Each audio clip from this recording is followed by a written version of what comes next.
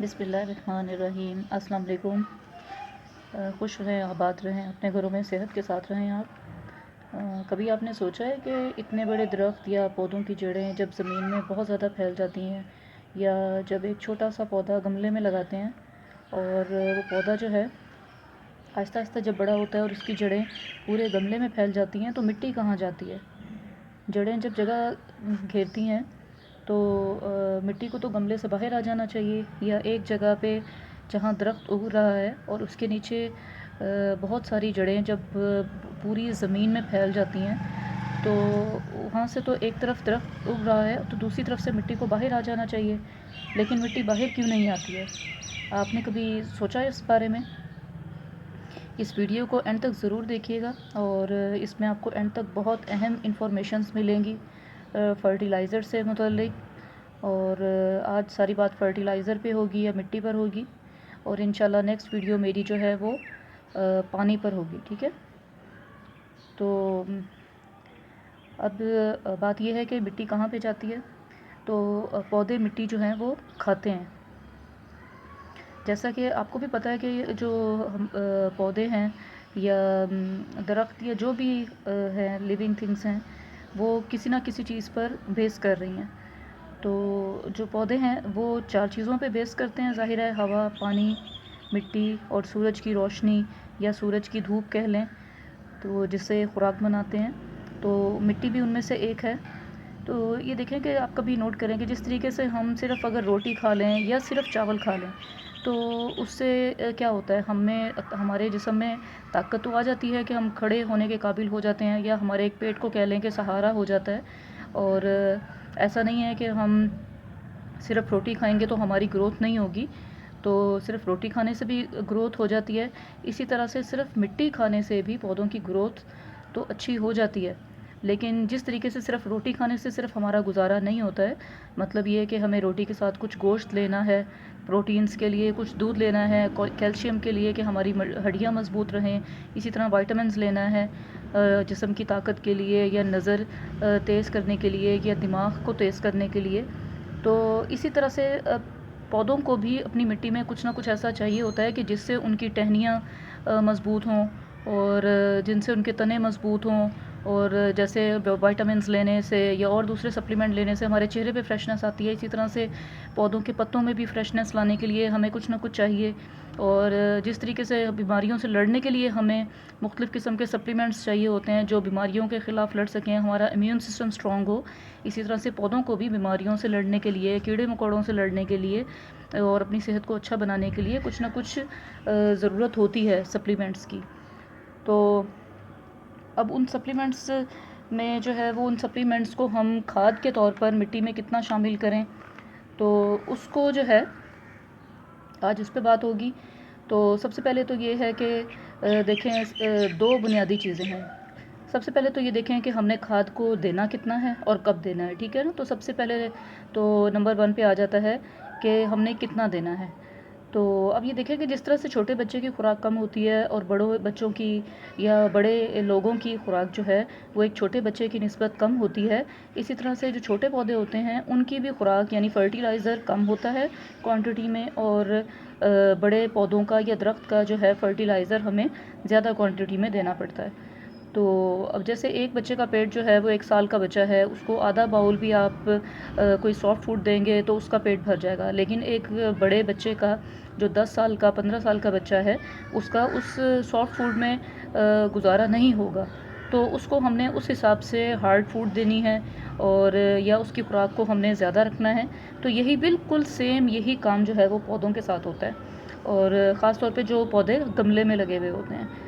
तो जो पौधे मिट्टी में लगे हुए होते हैं उनकी इतनी ज़्यादा टेंशन नहीं होती है। बारिश होती है, उसमें बारिश के पानी में बहुत सारे न्यूट्रिएंट्स होते हैं। तो जब बारिश मिट्टी में ज़मीन में जज़ब होती है तो ज़ाहिर है वहाँ से न्यूट्रिएंट्स मिल के उनकी खुराक पूरी हो जाती है।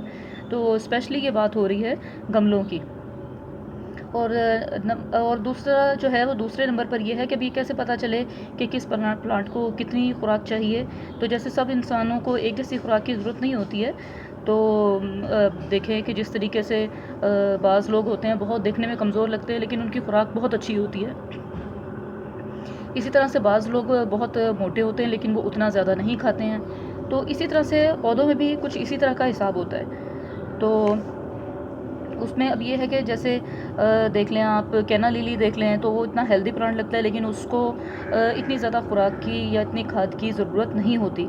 इसके निस्बत अगर आप ड्रेसिना देख लें, और इसके अलावा आप जो है ना ड्रेसिना की जितनी भी वैरायटीज़ हैं, जैसे ड्रेसिना पर्पल है, ड्रेसिना मार्जिनेटा वगैरह है, तो इनको अब ये देखने में ज़रा स्मार्ट से लगेंगे, लेकिन इनको ज़्यादा खुराक की ज़रूरत होती है। तो ये अब हमें अब ये किस तरीके से पता चले कि अब इतने सारे प्लांट्स और इतनी वैरायटीज़ होती हैं कि किसको ज़्यादा खाद की ज़रूरत है, किसको कम खाद की ज़रूरत है, तो हम किस तरीके से दें अगर हम बिगनर्स हैं या हमें नहीं पता। तो उसके लिए आप सबसे पहले तो ये देखें कि जो ऑर्नामेंटल प्लांट हैं वो उनको खुराक की कम ज़रूरत होती है बनिस्बत फलों और फूलों या सब्ज़ियों के प्लांट्स की निस्बत। वो इसलिए कि जो फल फूल सब्ज़ियां हैं, इन्होंने फ्रूट पैदा करना है, फूल पैदा करना है, तो इनको ज़्यादा खुराक चाहिए होती है अपना फल या फूल को प्रोड्यूस करने के लिए। जबकि ऑर्नामेंटल प्लांट पे मोस्टली जो है वो फ्लावरिंग नहीं होती, या होती भी है तो बहुत कम होती है, तो उनको इतना ज़्यादा फर्टिलाइज़र की ज़रूरत नहीं होती है। या जैसे तमाम पाम की वैरायटीज़ हैं या ऐसे प्लांट्स जो स्लो ग्रोइंग हैं, जो बहुत आहिस्ता आहिस्ता ग्रो करते हैं, उनको भी बहुत कम खुराक की ज़रूरत होती है, क्योंकि ज़ाहिर है बहुत आहिस्ता ग्रो कर रहे हैं तो उनको इतना ज़्यादा खाना पीना नहीं चाहिए होता है। तो ये हो गया। और इसके अलावा ये बात जहन में रखें कि ज़्यादा फर्टिलाइज़र जो है वो नुकसान दे सकता है, लेकिन कम फर्टिलाइज़र नुकसान नहीं देता है।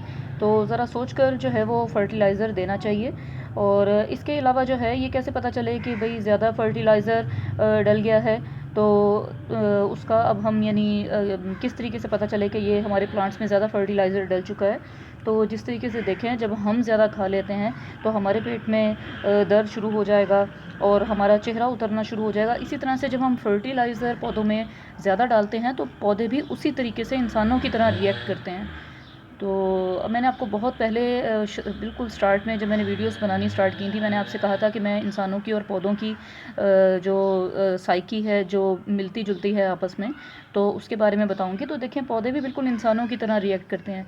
जब आप उसमें भी खाद ज़्यादा डालेंगे तो क्या होगा कि पौधे जो हैं वो उसके पत्ते एकदम से ब्राउन, यानी 24 घंटे के अंदर या 1 या 2 दिन के अंदर उसके पत्ते जो हैं वो ब्राउन होना शुरू हो जाएंगे। और इसके अलावा ये होगा कि पत्ते तो ग्रीन ही रहेंगे, और लेकिन वो बिल्कुल कुरकुरे से हो जाते हैं, यानी बिल्कुल सूख जाएंगे, और हाथ से उसको टच करेंगे तो वो बिल्कुल चूरा चूरा से हो जाएंगे। तो ये जो है वो खाद की पहचान होती है। और जब इस तरह से ज़्यादा खाद डल जाए तो फिर ये करें कि, और आपको लगे कि मेरा पौधा जो है वो डाई होने के करीब जा रहा है, अब ज़्यादा ही पत्ते सूखना शुरू हो गए हैं, तो उसमें ये करें, उसकी थोड़ी सी मिट्टी हटाएं और उसमें थोड़ी सी दूसरी बग़ैर खाद वाली मिट्टी डाल दें और अच्छे तरीके से पानी दे दें, ताकि जो एक्स्ट्रा फर्टिलाइज़र है वो निकल जाए।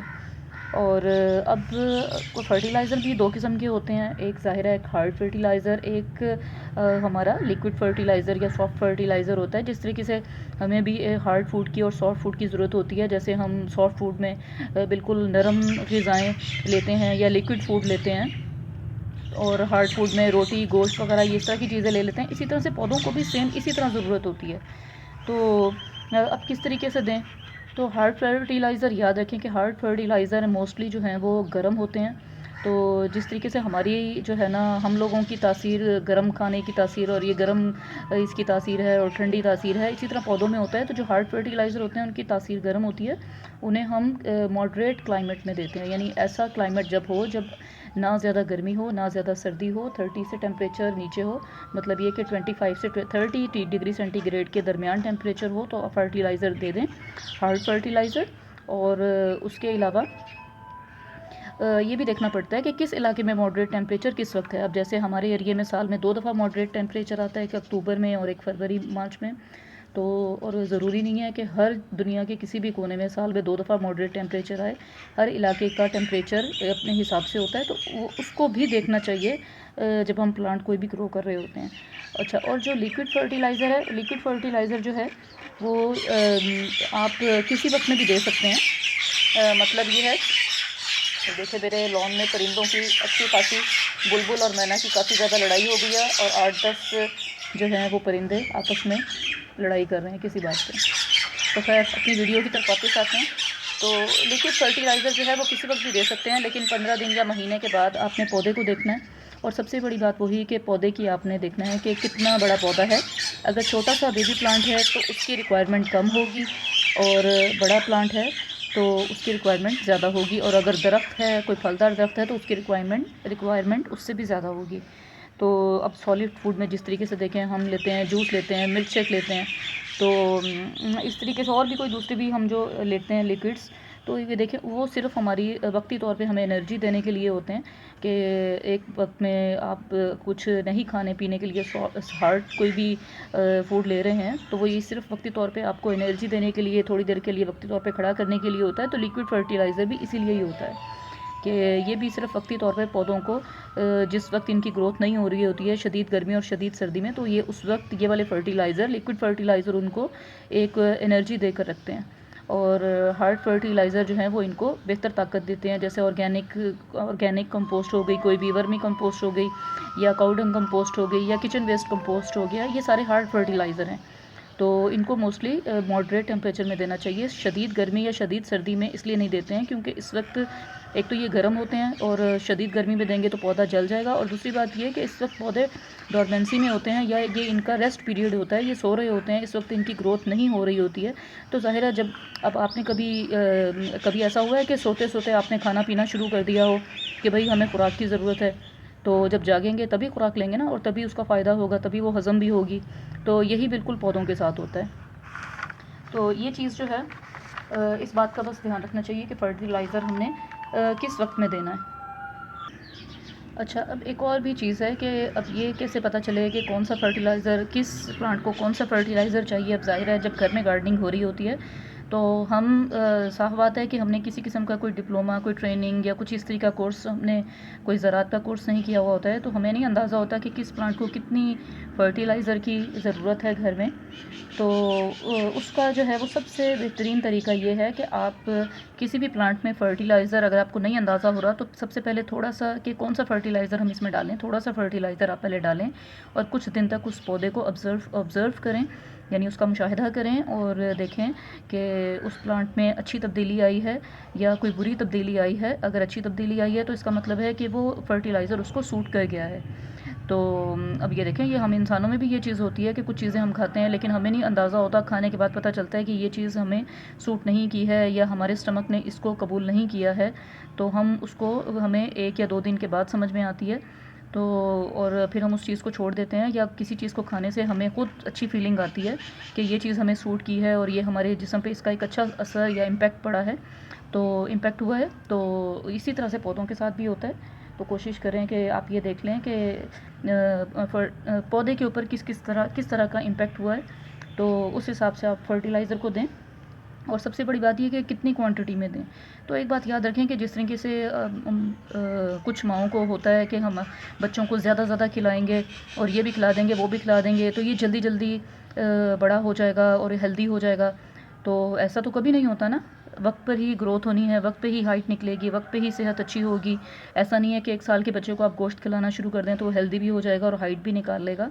तो सेम यही पौधों के साथ भी होता है कि जब पौधे छोटे हैं तो उनको उसके हिसाब से थोड़ी खुराक दें। आप ये सोचें कि भाई ज़्यादा खुराक देंगे तो ये जल्दी हेल्दी हो जाएगा और जल्दी कद निकाल लेगा, ऐसी बात नहीं है। पौधों को बढ़ने में टाइम लगता है, कम से कम साल, 2 साल, 3 साल। बाज़ पौधे बहुत स्लोली ग्रो करते हैं, बाज़ फास्टली भी कर जाते हैं, बाज़ महीनों में भी बढ़ जाते हैं और बाज़ों को बढ़ने में साल भी लग जाते हैं और कई साल भी लग जाते हैं। तो इस चीज़ को जहन में रखें कि आप इस चीज़ पे इन्हिसार ना करें कि जो है हम ज़्यादा खाद देंगे और ये भी देंगे और वो भी देंगे, तो उससे फ़ायदा होने के बजाय उल्टा नुकसान होगा। जैसे हम अपने बच्चों को कम उम्र में हम उनको ऐसी खुराक दे देंगे जो उनकी ज़रूरत नहीं है, तो उससे क्या होगा, बच्चे का पेट ख़राब हो जाएगा, तबीयत ख़राब हो जाएगी, बीमार पड़ जाएगा। तो और अगर ज़्यादा ही आप खिला देंगे तो बात मरने तक भी जा सकती है। तो इस चीज़ का ध्यान रखें कि पौधों में भी ओवर ईटिंग ना हो। तो किस्सा मुख्तसर ये है कि पौधों को आप जो है पौधों के खाने की इतनी ज़्यादा फ़िक्र ना करें कि जितनी आप बस सिर्फ उतनी ही फ़िक्र करें कि जितनी आप अपने खाने पीने की करते हैं। और कभी खा लिया, कभी रोज़ा रख लिया। और सबसे ज़रूरी बात कि खाद डालने के बाद इस फ़िक्र में ना पड़ जाएं कि अब पौधे दिन दुगनी और रात चुगनी तरक्की करना शुरू कर देंगे। तो बस इसका जो है वो ख़्याल रखें कि थोड़ा सा सब्र से ज़रा काम लें और थोड़ा सा इंतज़ार करें और रिज़ल्ट देखें। अब जैसे हम अपना भी खुद भी जब हम बच्चों की केयर करते हैं, कुछ बच्चे जो है वो छोटे रह जाते हैं, कुछ बड़े रह जाते हैं, कुछ कमज़ोर, कुछ ताकतवर हो जाते हैं। तो पौधों में भी ये होता है कि एक जैसे भी पौधे होंगे तो वो ये नहीं है कि एक साथ बढ़ेंगे। कुछ उसमें से मर भी जाते हैं पौधे और कुछ छोटे रह जाते हैं और कुछ बड़े हो जाते हैं, कुछ हेल्दी, कुछ कमज़ोर। तो ये बिल्कुल इंसानों वाली साइकी है। तो उम्मीद है कि आपको आज की वीडियो बहुत अच्छे तरीके से समझ में आ गई होगी और आपको अंदाज़ा हो गया होगा कि खाद किस तरीके से पौधों में डाली जाए और इंसानों की खुराक की और पौधों की जो खुराक है उनकी साइकी, उनकी रिजेम्बलेंस कितनी ज़्यादा है। अगर आपको कुछ समझ में नहीं आ रहा तो कि खाद कैसी डाली जाए या खाद के मुतालिक कुछ भी परेशानी है, मिट्टी से मुतालिक कुछ भी परेशानी है, तो आप कमेंट बॉक्स में एक तो मुझे आप कमेंट्स करके पूछ सकते हैं और मैं आपको इंशाल्लाह उसका जल्द से जल्द रिप्लाई दूँगी।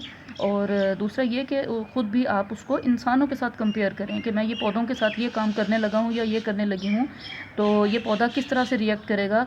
अगर वही हम अपने साथ करें तो हम कैसा रिएक्ट करेंगे, तो इस चीज़ से रिजेंबल करें तो आपके लिए पौधों की साइकी समझने में बहुत आसानी होगी। इंशाल्लाह फिर किसी अच्छी वीडियो के साथ मुलाकात होगी। अगर ज़िंदगी रही, ऑलवेज़ ग्रो ऑर्गेनिक, ऑलवेज़ ईट ऑर्गेनिक।